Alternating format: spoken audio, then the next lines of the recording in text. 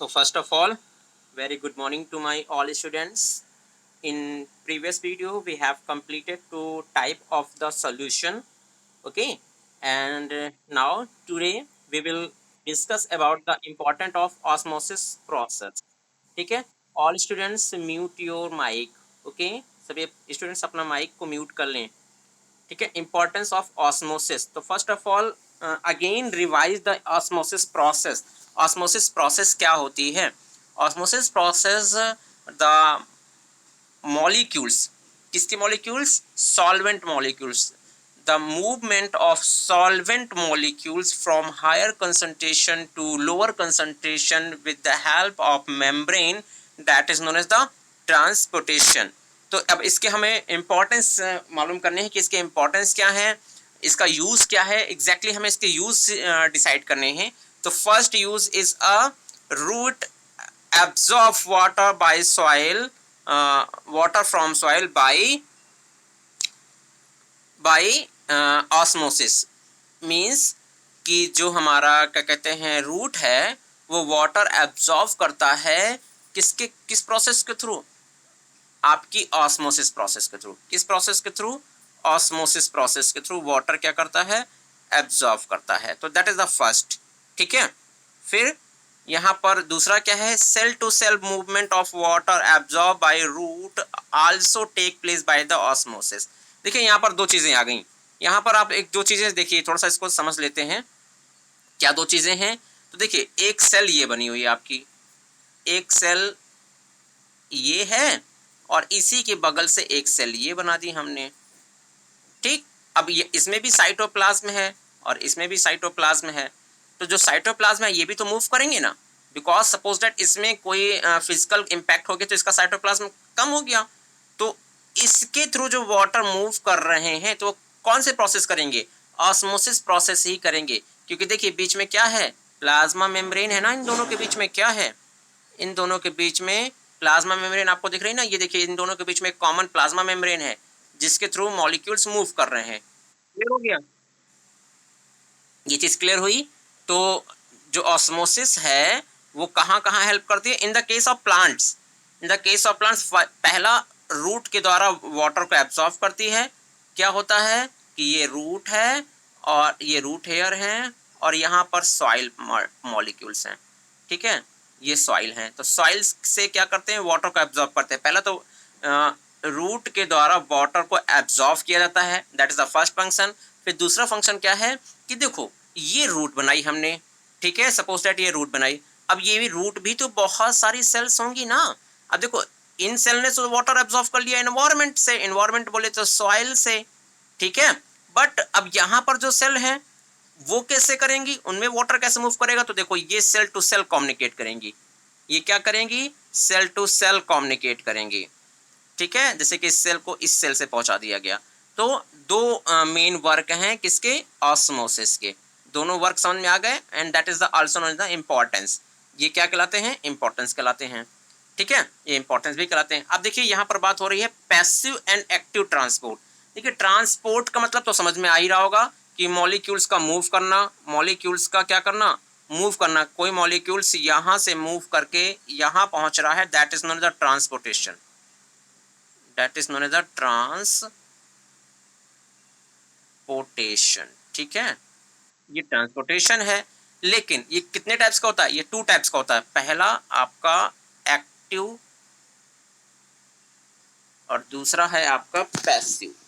या दूसरा है आपका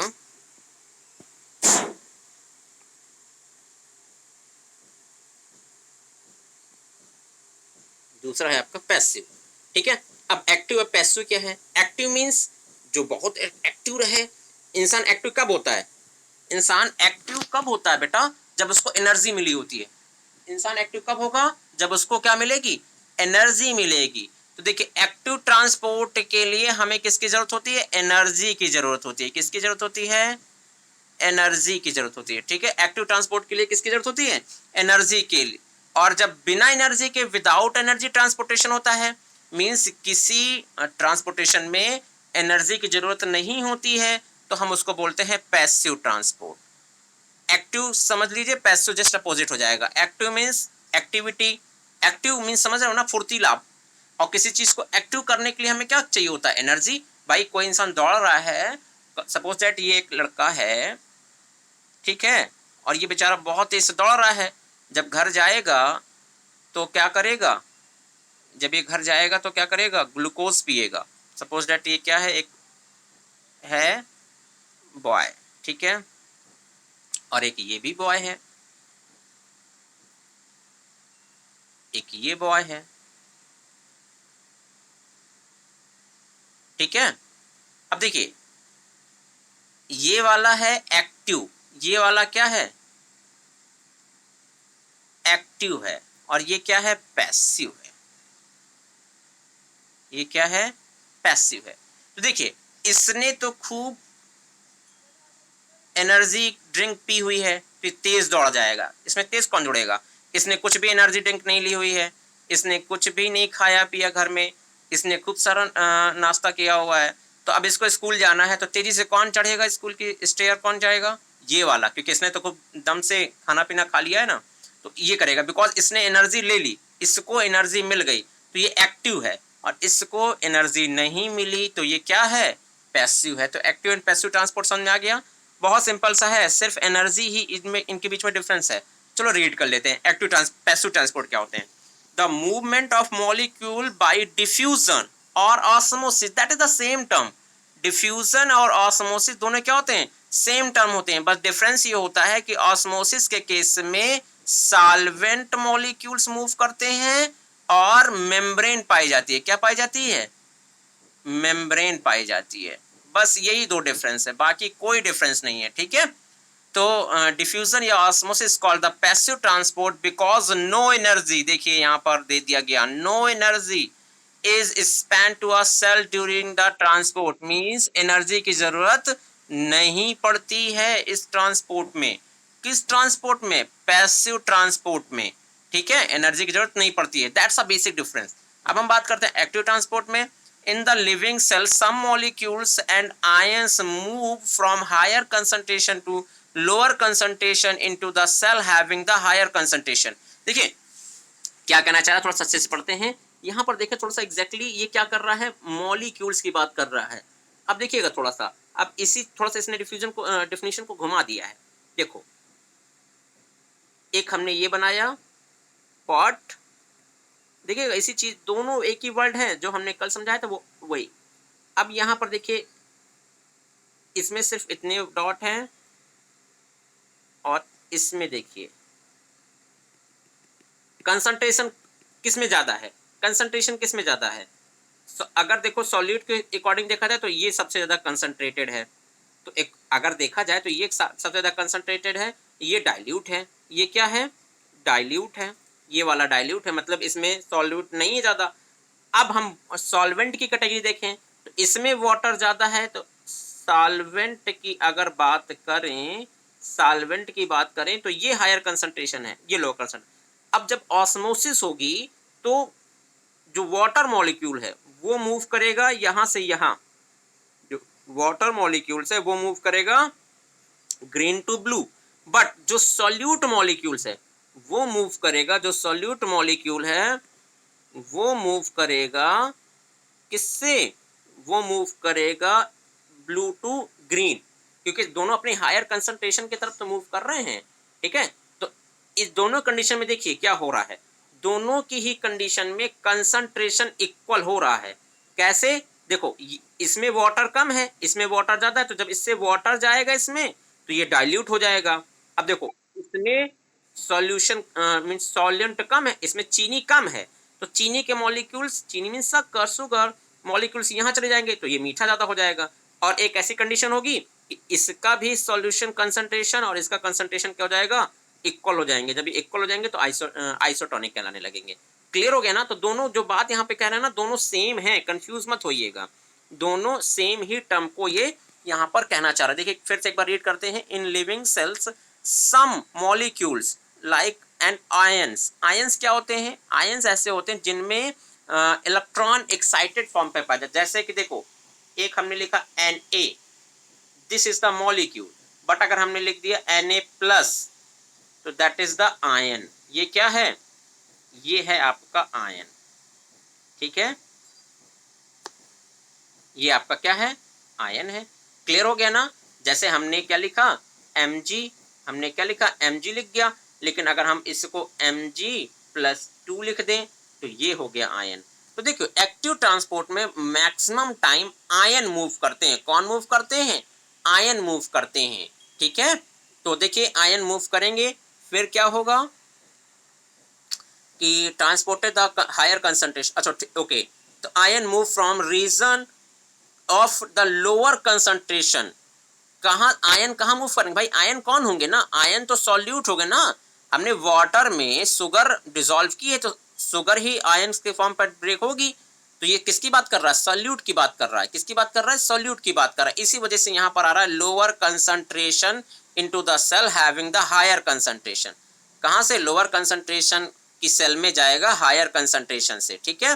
the movement of substance against the concentration, जो सब्सटेंस है उसका मूव करना अगेंस्ट द कंसंट्रेशन, कंसंट्रेशन के अगेंस्ट में मूव करना, the gradient is called the active transport. ये क्या कहलाएगा? एक्टिव ट्रांसपोर्ट कहलाएगा, ठीक है। द सेल स्पेंड एनर्जी, इसमें सेल क्या करती है? एनर्जी स्पेंड करती है ड्यूरिंग दिस मूवमेंट। इस मूवमेंट में सेल क्या करती है? एनर्जी रिलीज करती है या एनर्जी यूज करती है। इस वजह से हम इसको क्या कहते हैं? एक्टिव ट्रांसपोर्ट कहते हैं। आई होप आप लोगों को active transport and passive transport अच्छे से समझ में आ गया होगा, ठीक है। चलिए next class, sorry not a next class, next page. अब हम बात करते हैं endocytosis and phagocytosis. Endocytosis and phagocytosis ये क्या है? आई थिंक पेज तो सेम है ना? पेज बेटा वेरीफाई कीजिए, सेम पेज है ना? हाँ यस यस सेम पेज है, नो प्रॉब्लम। अब हम बात करते हैं endocytosis and phagocytosis. Cell obtain, जो सेल है वो ऑब्टेन करती है सम मैक्रोमोलिक्यूल्स। क्या ऑब्टेन करती है? सम मैक्रोमोलिक्यूल्स। अच्छा यहाँ पर थोड़ा सा मॉलिक्यूल्स के बारे में और अच्छे समझ लीजिए। देखो जो हमारी प्लांट सेल है, ये प्लांट बोल दीजिए एनिमल सेल, प्लांट सेल या एनिमल सेल, कुछ भी बोल दीजिए। इसके न्यूट्रिशन के लिए दो टाइप्स के मॉलिक्यूल की जरूरत होती है। एक होती है माइक्रो, MICRO, माइक्रो, और दूसरा होता है मैक्रो, MACRO, ठीक है। तो देखिए यहाँ पर क्या यूज कर रहा है? Macro molecules. क्या कर रहा है? Macro molecules. अब यहाँ पर देखिए मैक्रो मीन्स ज्यादा, माइक्रो मीन्स कम। ऐसे मॉलिक्यूल्स जिनकी जरूरत क्या होती है? ज्यादा होती है, वो क्या कहलाते हैं? माइक्रो मॉलिक्यूल्स कहलाते हैं, ठीक है। And some cells can be engulf solid food particle, और उनको क्या कहते हैं? Solid food particle from the external environment. कहाँ से? एक्सटर्नल एनवायरमेंट से। Taking in the micro molecules by cell is called the endocytosis. Means किसी सेल के द्वारा, सपोज दैट ये कि सेल है,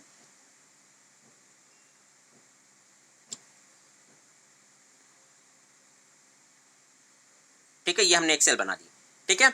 इस सेल के द्वारा अंदर करना, क्या अंदर करना? Macro molecules. क्या करना? Macro molecules. ये मैक्रो मॉलिक्यूल क्या होता है? जैसे कि सोडियम, पोटेशियम, कैल्शियम एटसेट्रा, ठीक है। इनको क्या करना? इनसाइड करना, ऑस्मोसिस प्रोसेस के थ्रू क्या करना? अंदर करना। क्या कहलाता है? इंडोसाइटोसिस कहलाता है। इन माने अंदर, साइटोसिस इंडोसाइटोसिस, ठीक है।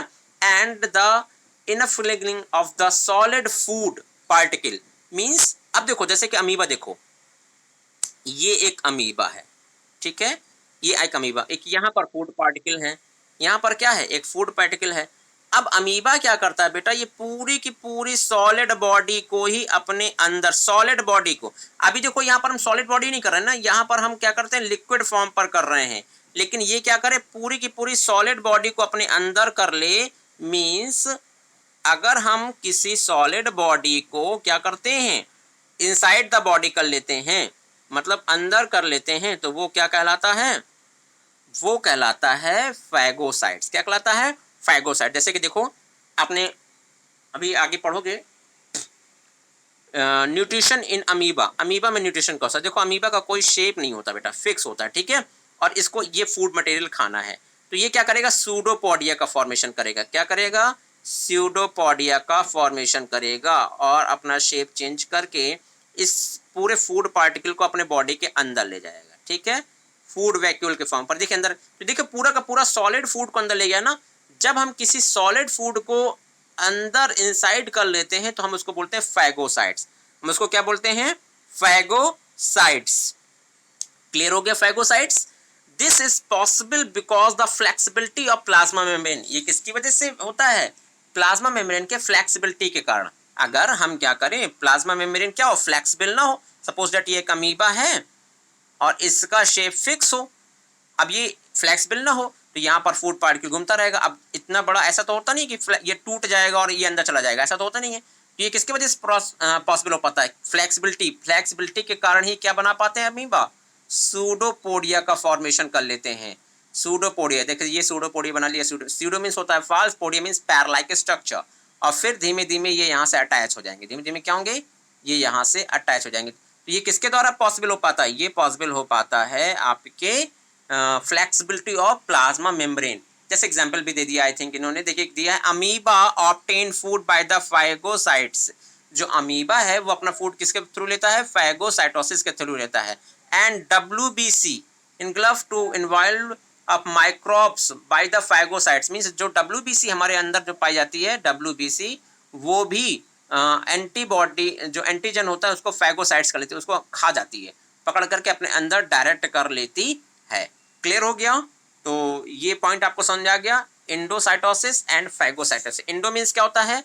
जो आयंस हैं उनका मूव करना outside to inside of the cell, that is known as the endocytosis. Phagocytosis में क्या होता है? इसमें भी आउटसाइड से इनसाइड करना है, लेकिन सॉलिड पार्टिकल को। किसको? सॉलिड पार्टिकल को। और in the case of endocytosis वो होगा आपका लिक्विड। क्या होगा? लिक्विड। चलिए, next point is a difference between a diffusion and osmosis.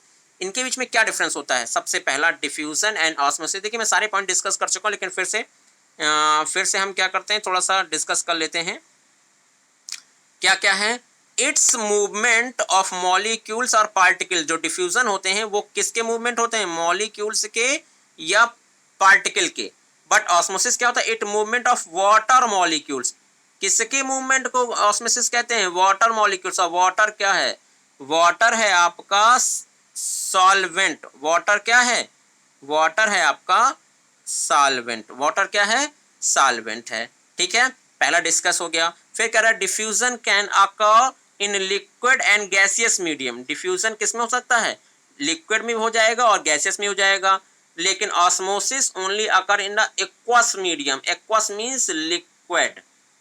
Aqueous means liquid medium. ठीक है, एक्वस मीन्स क्या? Liquid medium. ठीक है, फिर है semi permeable membrane is not required in the case of a diffusion. Membrane is not required but in the case of osmosis membrane is necessary. बिना membrane के osmosis नहीं होता है। बिना मेम्ब्रेन के ऑस्मोसिस क्या नहीं हो पाता। ठीक है, next point is movement of molecule take place from the region of there higher concentration region to a lower concentration. अब हम बात करेंगे ऑस्मोसिस में मूवमेंट ऑफ वाटर मॉलिक्यूल्स। देखिए ऑस्मोसिस में वाटर मॉलिक्यूल्स मेंशन करना बहुत जरूरी है। यहाँ पर अगर आप थोड़ा सा और अच्छी डिफिनेशन लिखना चाहते हो या और अच्छा इसको इंप्रूव करना चाहते हो तो वाटर के जगह में यूज कर सकते हो सॉल्वेंट। क्या यूज कर सकते हो? सॉल्वेंट यूज कर सकते हो। क्या यूज कर सकते हो? सॉल्वेंट वर्ड यूज कर सकते हो।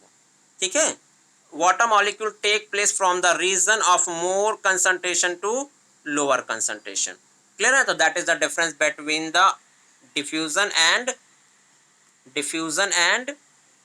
osmosis. So in next video we will continue of next point of this chapter. ठीक है, and that is a structure of nucleus, not a cell. Where the cell wall? Yes, cell wall. So next point is a cell wall. हम next video में किसके बारे में discuss करेंगे? Cell wall के बारे में डिस्कस करेंगे।